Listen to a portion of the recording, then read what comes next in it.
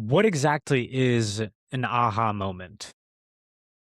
When it clicks, when you truly understand something?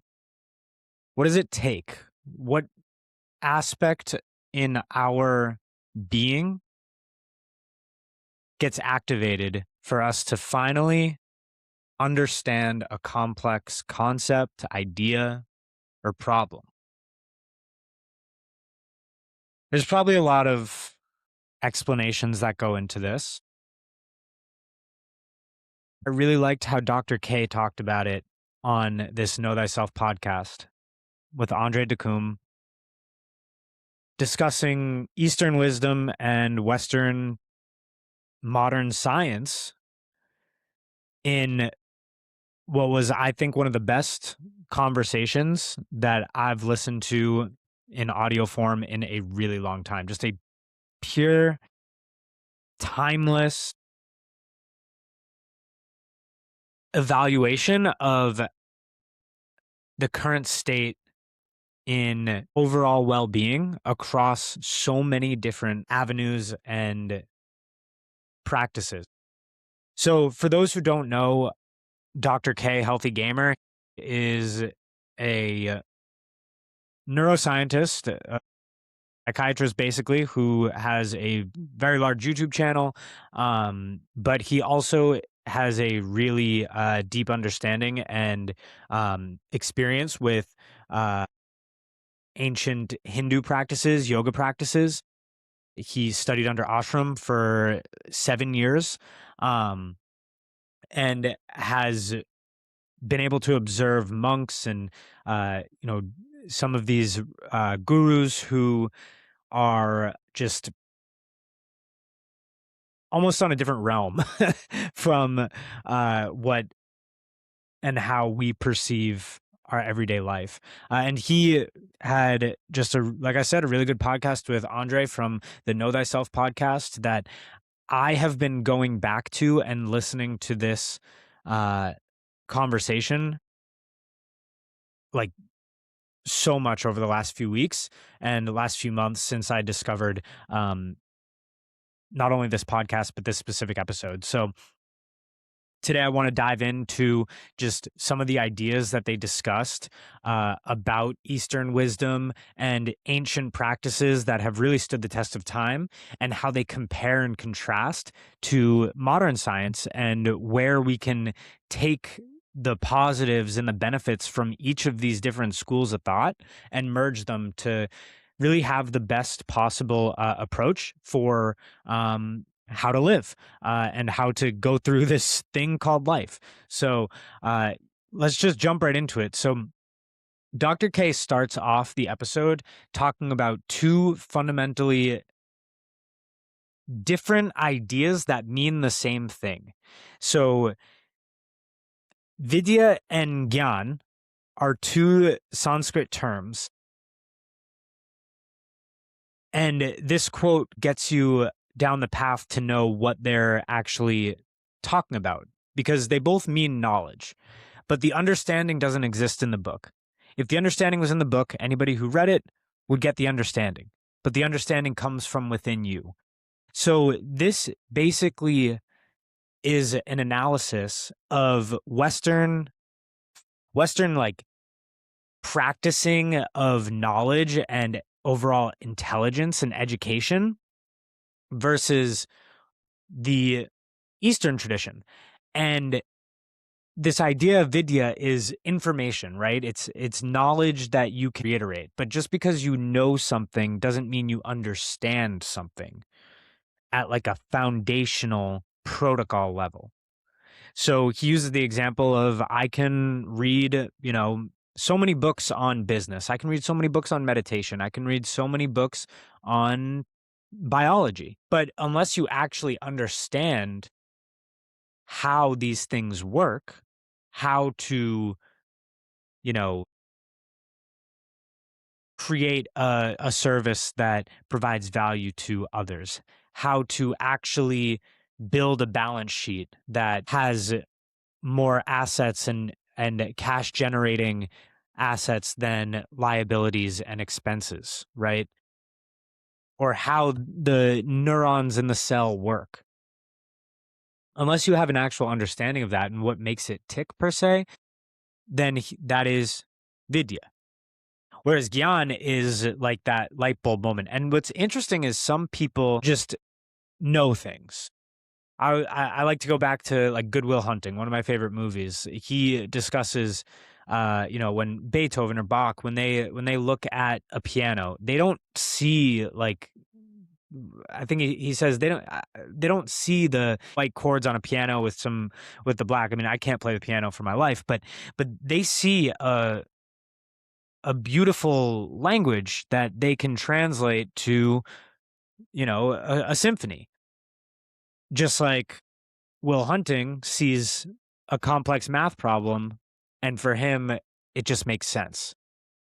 And it's inspirational because it means that there is a gift, and that's what we call it, right? Whether it doesn't matter if you're from the Eastern practice or a Western practice, we call it a gift when somebody just has a unique and insanely impressive grasp on a specific skill. Because it seems like that was given to them by someone or something like God, right? And that is Gyan. Dr. K uses a really interesting example. It was a kind of a funny example in the podcast talking about his child, I believe it was his daughter, basically coming to an understanding of how wasabi works because information doesn't change behavior. So he said that he told his daughter that the wasabi would be spicy. She didn't believe him. She takes a small bite of the wasabi, thinking that it was going to taste like, green paste or whatever. And to quote him, he says, you can literally see the Gyan in real time happening when, the wasabi hits the back of your throat. And for those of us who have had wasabi before, which I'm sure most of us have, you understand.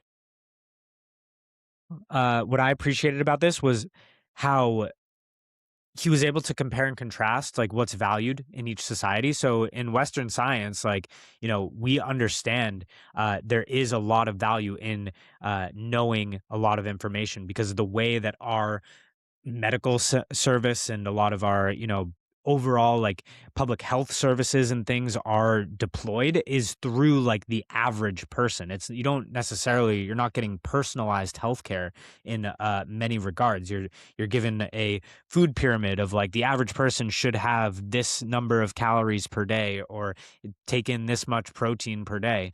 Whereas the Eastern traditions are much more like customized, which is much more difficult to scale, right? There's a reason why Western science has been so successful in terms of eradicating diseases and all that type of stuff. But in the Eastern tradition, when it comes to these really like deep questions of who am I and how do I, fulfill my role on this planet, it becomes a much more intrinsic, personalized question versus where sometimes in the West, it's just like, no, don't ask that question. Just go to school, get a job, and try to, escape the rat race. So that was a really cool way to analyze these two perspectives. And as I've gone deeper into the Eastern traditions and really, found myself taking on a lot of these ideas and practices around meditation, there is like a kind of push and pull from what we're used to seeing on in the news and in the West, and also what our subjective experiences in a deep state of meditation or breath work or overall journey can portray. So I just loved that beginning and really diving in myself of like, okay, I am taking in a lot of information, but can I actually teach that information? Do I understand it well enough to actually teach it? Can I use these terms in a way that resonates with others when I say, reading an article or trying to gather information on something happening in the world, do I truly understand it at its base foundational level, or am I just regurgitating, opinions and and headlines that I've seen online, and that is a real check of the ego, right? Because when you start to question, where is this thought coming from? Is it truly my own? Then you might be faced with some difficult answers. So that's where, slowing down and having a holistic practice, I think, is really valuable. And that's why Dr. K just has been, a real, uh, a real light and a real, just good person to start to consume that information, because he does come across as humble but also confident. And I'll get to that a little bit, because he talks about the reclamation of our attention is essentially the reclamation of our life. So the reason why I bring that up is because he has a clear, like, sense of who he is and what he wants to give to the world, what his lane is, if you will.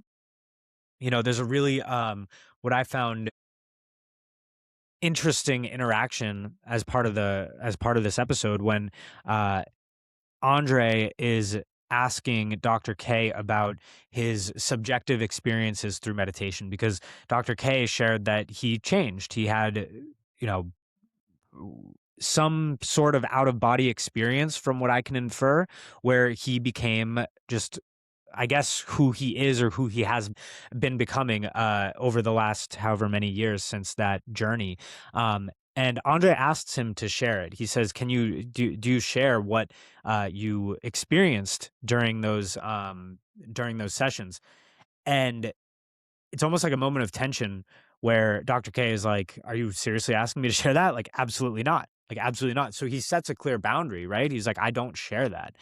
And Andre takes it in stride. He says, "Okay, that's totally cool," and just keeps the conversation going, asking about more of a, like, uh, not abstract, but just another way to get the information of the benefits of what an experience like that could provide for somebody else. So it was just a really interesting back and forth of the human dynamic, because these guys at the start came across as, like, super buddy buddy, and not to say that they weren't throughout the entirety. I thought the conversation was fully civil, but you could see that Andre had to pivot in that moment of saying, okay, like, I want to be respectful of his boundary, because I am providing this space and holding this space for him to share this valuable information. So how can I make it in a way that's not necessarily personal, but applicable for everybody? And I think that's even what makes this episode more timeless and just more evergreen from a listener standpoint, because at the end of the day, I don't want to know Dr. K's experience. I'm sure it's an unbelievable story, but because of the position that he's in as, like, a teacher and a guide, if I'm hearing his story, then when I'm doing my own practice, if I don't experience the same thing, then I may think that I'm doing something wrong. And that comes back to this attention that he talks about here. Um, and he talks about basically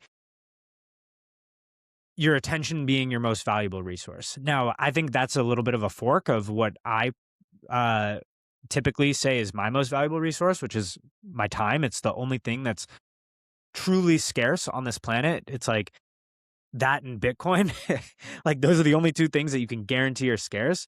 And your attention is basically a derivative of that. And I really like that framing that he uses, because yes, time, life is short and you need to make the most of your time, and there is a lot that can go into that, but the attention is where I think I start to, like, get a hook of, understanding, where is my attention right now, and how can I focus? Because I truly think focus is a superpower. It's really hard. There's so many distractions throughout the day. So many distractions when you're on your phone, when you're on your computer, Instagram, Twitter, TikTok, all of it, right? And Dr. K, he's talking about this idea of just so many applications that are challenging and competing for our attention, which has really messed up our inner chemistry. for how our bodies can react to different emotions, different sensations, dopamine, serotonin, all of it. That I get into that a little bit more later. But the idea of being able to focus our attention on what's important is truly a superpower. Because when you put time towards something and you have a outlined goal, then you can start to measure against it and see growth, and growth compounds, right? So if you focus your attention on a book, you'll get an A when you study for the test. If you focus attention on your work, you'll find the opportunity, you'll make money, you'll serve others, right? And what's interesting is with all of these distractions that are constantly popping up, a lot of people don't even notice when they're distracted. They don't even notice that they opened an app without realizing it. It's like a Pavlov's dog situation. So this is where the conversation starts to shift into like, okay, well, what can we do when we have this difference in knowledge of information versus knowledge of understanding? We have our valuable resource of attention that is constantly being farmed out. And we're starting to like question the effects that this is having on our body, because a lot of us know that there's something that is like off most of the time. We know we're not supposed to be looking at screens all day. We know we're not supposed to be isolated from others. We know we're not supposed to be eating junk, yet we still do it. And there's been a movement over the last however many years, 10, 15 years, rightfully so in many regards, around mental health and focusing on mental health. But there can't be the bastardization of mental health where words lose their meaning of what they're actually representing from an internal, like, bodily makeup perspective. So Dr. K shares that when he works with patients, a lot of them will say that they're depressed, but he's like, they're not. They're not. They're just unhappy. Depression has become a normalized word throughout society, when people who are actually depressed need to be treated for depression. But then there are just some people who are unhappy, and unhappiness is less of a permanent state. Not to say depression isn't permanent, but if it's not treated, then it can become chronic, right?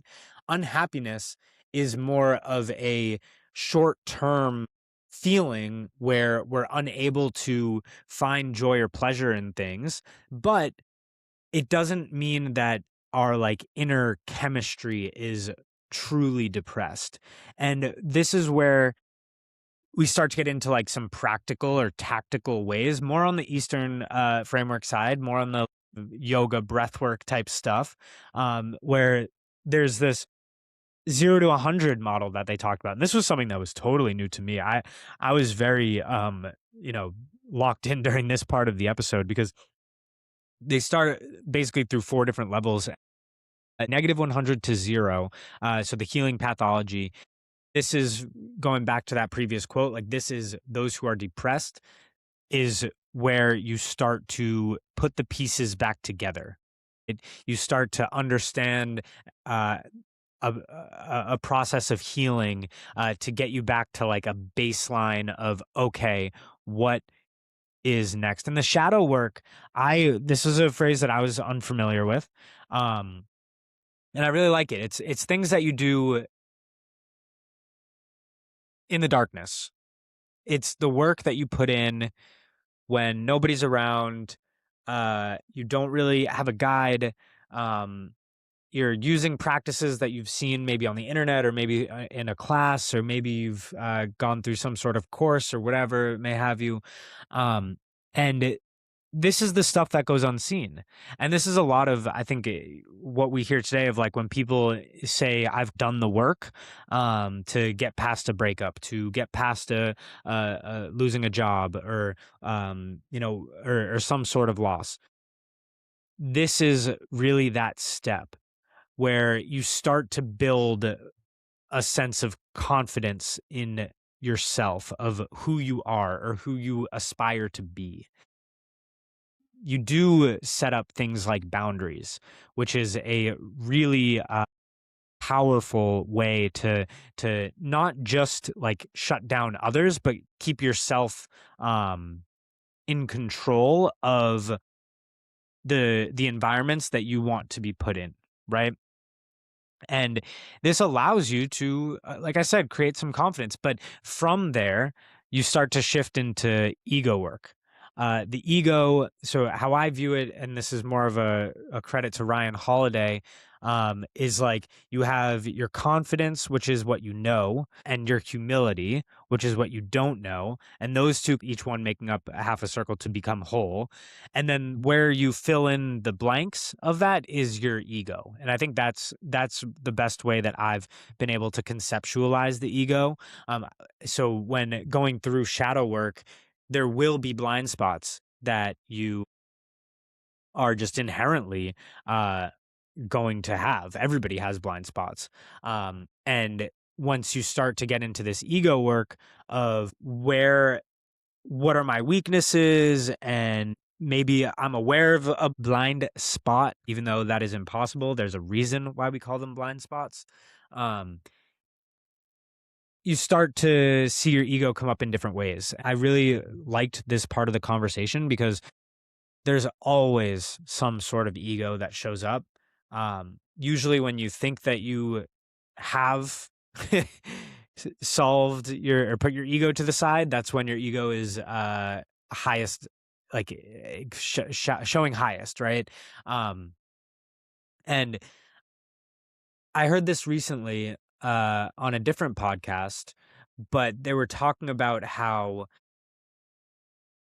to get the true benefits of breathwork and yoga is having the ego death, right? And I think that's what's cool about like the work that I do with in the Bitcoin space too, is like Bitcoin will check your ego. You think that you're buying at the bottom and to the moon. You think that you're gonna outsmart someone who's been in this game for a while, and chances are you're not. So put your ego to the side. Just accept that Bitcoin is what it is, and there you go.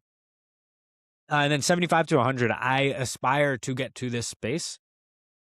Still have a lot of work to do. But this is where you start to have like moments of samadhi. It's like basically living in the present constantly. It's moment by moment. You are on that path to enlightenment. It's not. Is it actually attainable? I don't know, but he talks a lot about samadhi as well in one of the later takeaways. That's just like this just pure sense of meditative bliss that you can use as a lever to experience experience true consciousness is what it seems. So he talks a lot in this section too about just habitual thoughts, and he says if your life sucks, there's a 99.9% chance that your thinking is habitual. So we have so many thoughts throughout the day, but how many of those thoughts are repeated thoughts? And when you start to do this analysis and become aware of those thoughts, then you can say, why does this keep coming up? Why does this keep coming up? So next time you have a thought that is coming up over and over, especially if it's a negative thought, then ask yourself, what is the root of that? What is the root of this thought? Why am I continuing to tell myself that I suck at blank or that I'll never do blank? Because that doesn't have to be the case. Simple as that. You can change these thoughts. It's hard. It takes a lot of 0 to 50 and 50 to 75 work in order to do it. But the first step is becoming aware of it, right? And then you start to uncover your dharma, and your dharma is what allows you to do hard things. So if he uses an example of someone pulling a gun on his daughter, so a little extreme, but he's stepping in line because his dharma is to protect his family, right? Now, Dharma loosely translates to your purpose, what lights you up, right? Uh, Dharma is basically the first step towards enlightenment in Eastern tradition and yoga philosophy. The four steps that Dr. K discusses: Dharma, Artha, Kama, Moksha. Dharma, Artha, Kama, Moksha. So Dharma, do your duty. Artha, get wealthy. Kama, engage in pleasure. And moksha, which is enlightenment. And these four steps, it's not necessarily sequential. It's not necessarily 1, 2, 3, 4, but they do, and they are all interrelated. And I think that's important because your dharma is your duty, but you also need to be able to provide for yourself and others in your family. So like the get wealthy one is very interesting because oftentimes your dharma is your duty, but your dharma might not make you money. So how can you let those two kind of dance together, right? Sometimes they don't have to be. Your dharma can be totally separate. Like if your, dharma is helping out at the homeless shelter and the food bank every weekend, then that is amazing. That is fulfilling your dharma, right? And then you work during the week, and that provides you the ability to do that, because then your kama is where you engage in pleasure, right? So that's where you find the joy in the work that you're doing. Where a lot of people, they'll see somebody who's following their dreams and they'll say, how do you do it? How do you have so much output? How do you continue to build and to work on this this project? And oftentimes the response is, I don't feel like I'm working. It feels like play to me. And that is something that definitely resonates. And I think that's where this idea of the antidote to willpower is like when you're truly following your dharma, whether it's the mission, the purpose, the alignment of the project, then you don't need motivation. You don't even need discipline necessarily because you have a devotion to it. And that devotion is a total change in perspective of I believe in this mission so powerfully that I am just going to do it and get it done and I'm not going to stop. And that's just a mindset shift that it does provide energy. You feel it, right? Like you feel that urge to get a project done or to finish a task to move the needle forward. And I really like this, framing of shoulds and dharma, and shoulds and wants, and you go back to desires and all these things. The poison before ambrosia. I, this is such a cool like analogy that he uses because um, he talks about in order to get like the nectar uh, and the churning of the ocean in Hindu mythology. So he says the poison comes up first, right? So oftentimes, in order to heal, you need to sweat out the fever because you need to let the poison come to the surface. In order for me to come to the conclusion that I wanted to leave my corporate job, I needed to reach almost a breaking point of stress to where then when I finally discovered these practices of breath work and of meditation, I was like, oh my God, I didn't even realize how stressed I was over something that I had no real like connection to. That led me towards the path of finding things that gave me energy and that was mission and purpose aligned into how I can help others, and not only help others from a mental perspective, but also from a physical perspective and a spiritual perspective and a financial perspective. Because I believe if you have these practices in your bag, then you'll be able to do better work for others. And I want to help people realize that for themselves too. What he talks about next is going on that path to enlightenment and what that means. And if you desire it, right? If you're longing for it, you're never going to get it. And this, I mean, is just like 100% because when you start to press and when you start to seek out some of the benefits of these practices, then it almost becomes like you're cheating it. you're not truly present, right? Like sometimes during breath work, your hands will start to vibrate, and it feels really good. You have the tingles, and you're seeing colors and the reds, the blues, the yellows. It's a subjectively awesome experience. However, when you go into the practice saying, I want to have a vision of X, or I want to feel like I am, out of body, da da da, chances are it's not going to happen. Or at least it won't happen authentically. And, I was talking to my sister who's training for a marathon, and I said to her, at some point during your training, you're going to get a runner's high. You don't know when it will be, but it'll come. And once you get that feeling, you will unlock that Gyan of this is why people do it. This is why people run far. Because the runner's high is an unbelievable experience. But I told her to be careful because once you get that runner's high, the chances are you're not going to get it again for a long time because you're going to be seeking it out. And that is the same alignment of thinking when it comes to enlightenment, in my opinion. Now, enlightenment is something that we can strive for. It is a practice that is pure bliss. What's better than that?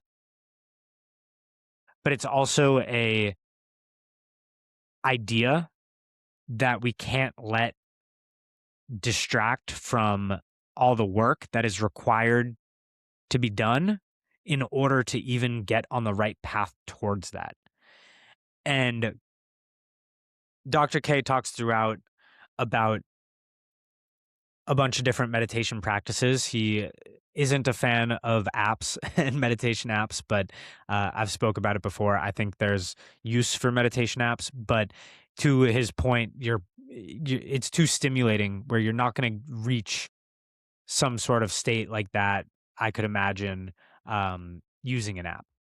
But I really like the idea of trataka, which is candle gazing. So light a candle, stare at it and breathe for 1 to 5 minutes. I've tried it before. It's hard, but it is a practice that just you know like horses wear blinders. It blinds your thinking or your focus towards one thing. It's different than just focusing on the breath, because even when you focus on the breath, your mind begins to wander. It begins to wander, and your eyes can be closed, but when your eyes are closed, then your mind really takes control of that sensation, in my opinion, of how your thoughts can trail. Whereas when your eyes are open, like in candle gazing and trataka, just you have that visual stimulant that he even talks to that is a little bit of a more, I guess, engaging, but challenging as well way. Samadhi as temporary enlightenment. So that's like a moment of bliss. It's like a moment of, oh my God, this feels amazing.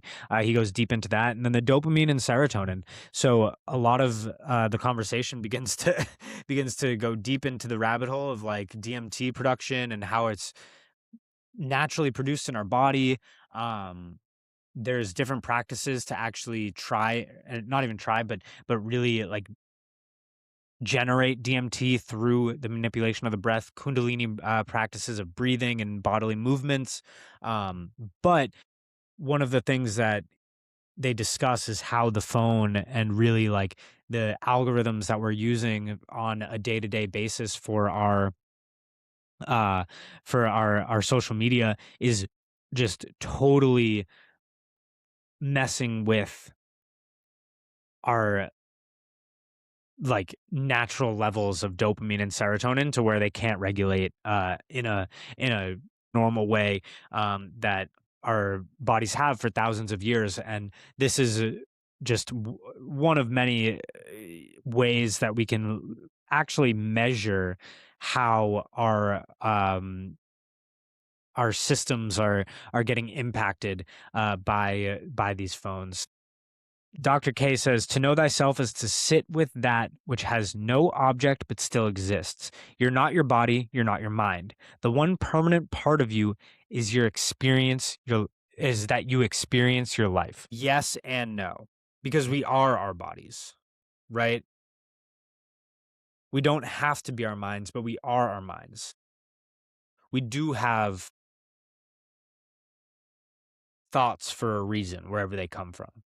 Now, we can train ourselves to have thoughts that make this journey on Earth more adventurous, more interesting. I'm not going to say easier because I don't think we want it to necessarily be easier. I don't think it's supposed to be easier, but we don't have a choice other than to identify ourselves in this vessel that we have of being our body. But if we can disconnect from that and like separate ourselves from that, from like I guess, an egoless perspective, right? Then I see where he's coming from here. And I think in short, it just means make the most of your time. Um, it means don't take things for granted. Don't take your time for granted. Don't take your attention for granted, because corporations are spending hundreds of millions, if not billions of dollars to farm our attention and to try to, manipulate our thinking. Not even in a malicious way, just in a that is their business way. And when you start to go along the path of becoming aware of that, then you can start to take active measures to identify what does not serve you and where you can try an ancient practice, one that's been around for thousands of years, to come back to the present moment and really feel a sense of relief and get out of a state of habitual thinking that we're likely not aware of right now. Maybe uncover some blind spots, or at least start to clean out some of the cobwebs in areas that we often disregard.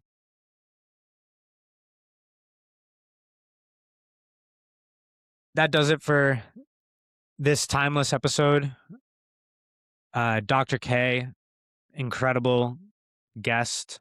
Andre, incredible interview. Appreciated you guys sharing all of your experience and knowledge with these subjects. If you have any other podcasts or timeless like interviews that you would like to hear me synthesize and make connections on how that relates to my life, and I think the current 2026, but also I'm hoping that these episodes are timeless in themselves, where I am sharing just a different perspective on these timeless ideas, then feel free to comment on this channel, and I would love to hear from you. Aho, and can't wait for the next one.